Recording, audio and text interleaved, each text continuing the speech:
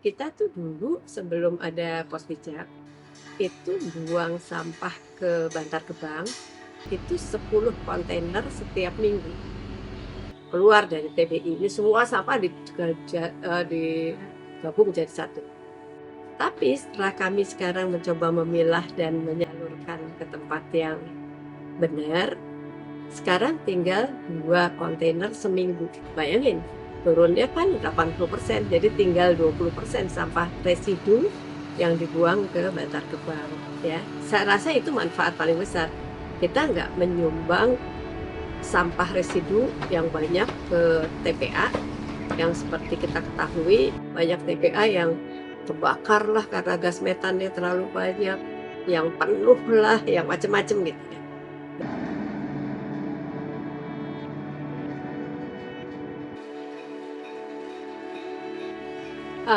Sebetulnya kira-kira 5 tahun yang lalu, itu sebetulnya beberapa warga termasuk RT pada zaman itu sudah terfikirkan untuk memilah sampah.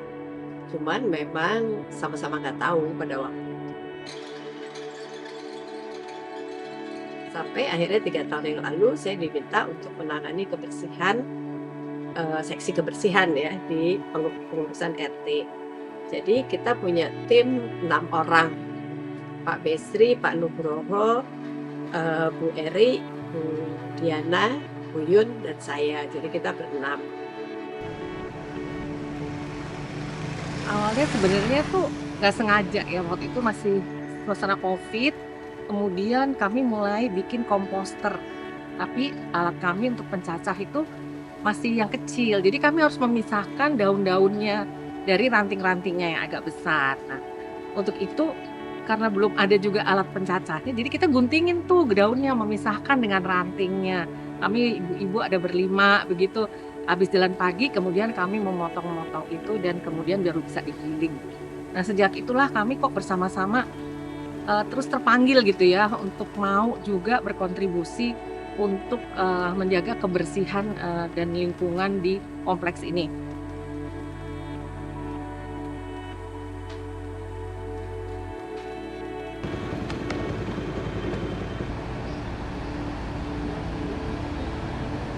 Nah, dengan kerja sama tim ini kayaknya lumayan kompak nih timnya.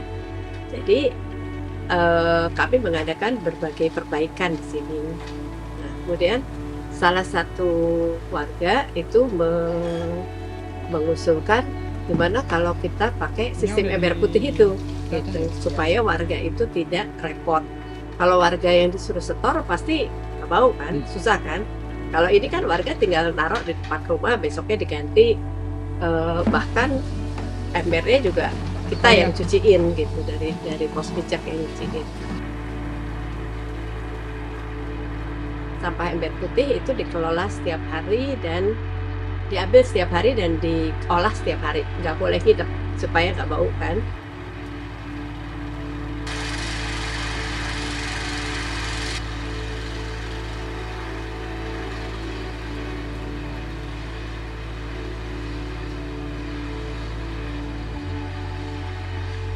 Terus yang kedua, daun-daun yang tadinya dibuang ke DKI dengan membayar di Ragunan sana, sekarang nggak keluar dari kompleks, kita olah sendiri. Jadi daun.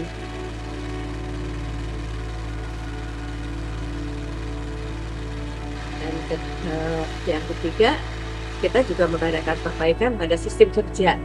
Ya, teman-teman kebersihan itu petugas, mereka diberi aturan yang lebih baik lah gitu ya, sehingga mereka bekerjanya juga lebih enak. Jadi kami mengadakan pemangkasan dan penebangan pohon hanya Selasa Kamis. Kalau tadinya boleh kapan aja, jadi agak susah.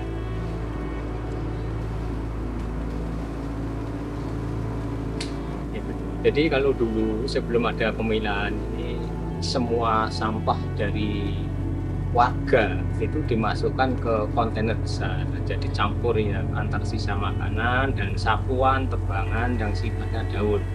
Nah, setelah ada pemilahan, jadi aroma bau udah 80% udah bisa teratasi.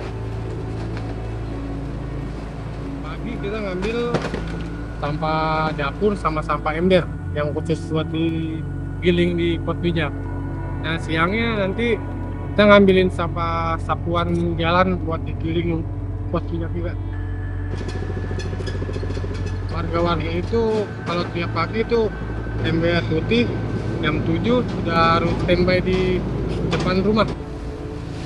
Jadi itu jam 10 kita harus sudah sampai di pos bijak buat diolah langsung digiling.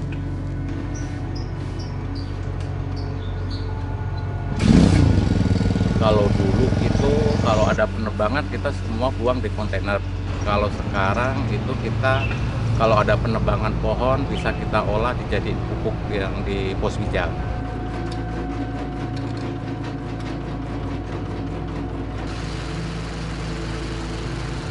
Lebih senang sekarang karena apa ya, jadi satu bisa meningkatkan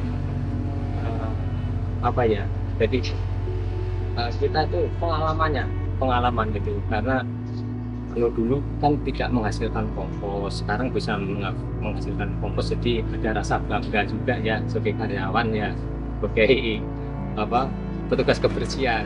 Jadi ada dari penjualan kompos itu kita kumpulkan, ntar berapa bulan sekali, 2 bulan sekali, sesuai ada waktu lah untuk apa ya, pengurus itu untuk bersilaturahmi, untuk meningkatkan antara pekerjaan. Nah itu akhirnya kita diberikan insentif dari hasil penjualan itu.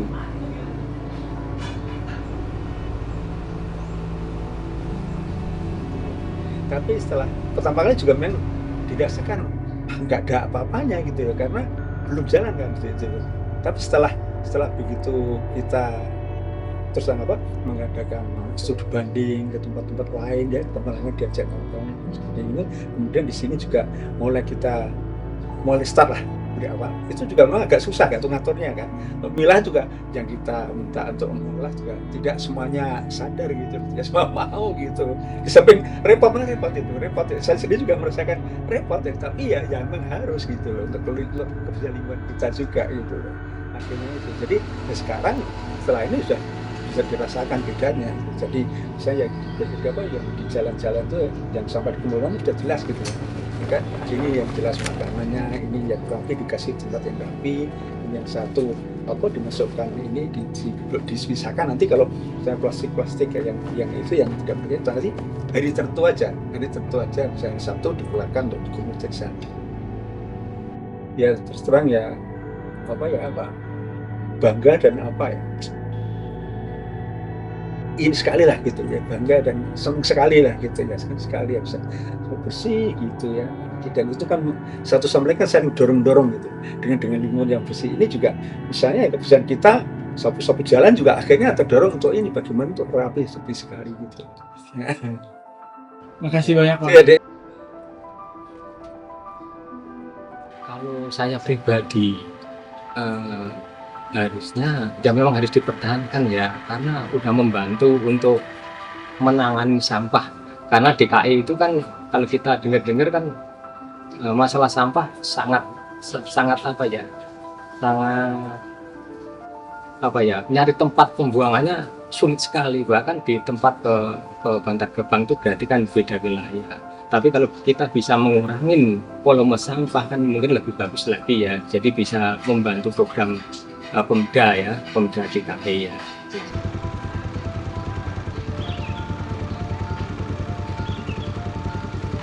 Harapannya pos bijak ini semakin berkembang dan pemilahan sampah di tempat pembuangan sampah akhir di kompleks ini semakin baik gitu ya. Fasilitasnya juga semakin baik dan pengadaan fasilitas ini didukung oleh warga. Dan juga pemilahan sampah didukung oleh semua warga di dalam kompleks Tanjung Barat Indah ini. Dari rumah sudah mulai memisahkan sampahnya sesuai dengan jenis-jenisnya. Jadi supaya nanti di tempat pembuangan sampah akhirnya juga lebih gampang lagi kita memilah sampahnya. Nah, paling nggak walaupun ini mungkin hanya sebagian kecil, nggak berarti disampaikan sampah DKI, tapi paling nggak secara perasaan ikut menjaga lingkungan DKI, paling enggak gitu ya.